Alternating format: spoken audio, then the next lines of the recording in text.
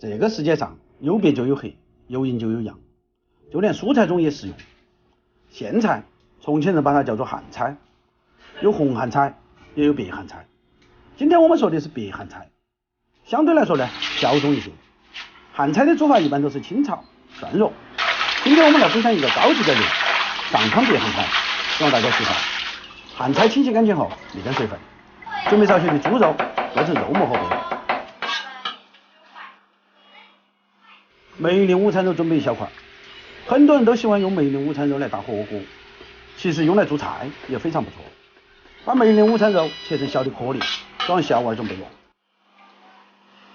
准备2个皮蛋，切成小块后备用。主要配菜准备完了，再来准备点辅料，备少许的蒜粒、姜粒，再备少许的葱花。起锅烧热，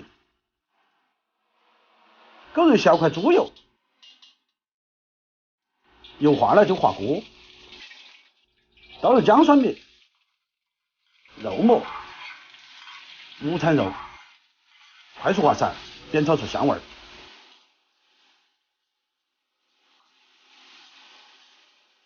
把皮蛋倒入锅中，稍许翻炒。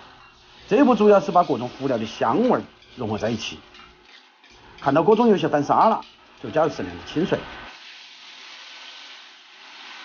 调入少许鸡汁、盐、白糖，一起搅拌均匀。锅中水开了，稍稍把面上的泡子打一下，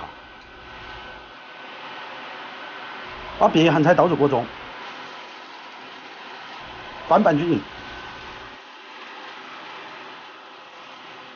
淋上少许的香油，稍许搅拌就要得了。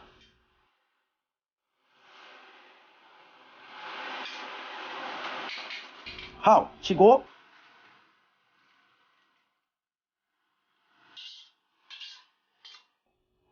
喧嚣在城市中泛滥，小贩的叫卖声掺杂着夏日的暑气，在空气中飘荡。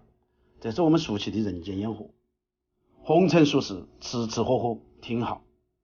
一道爱的上汤，巴适的板。我是厨子，下期见。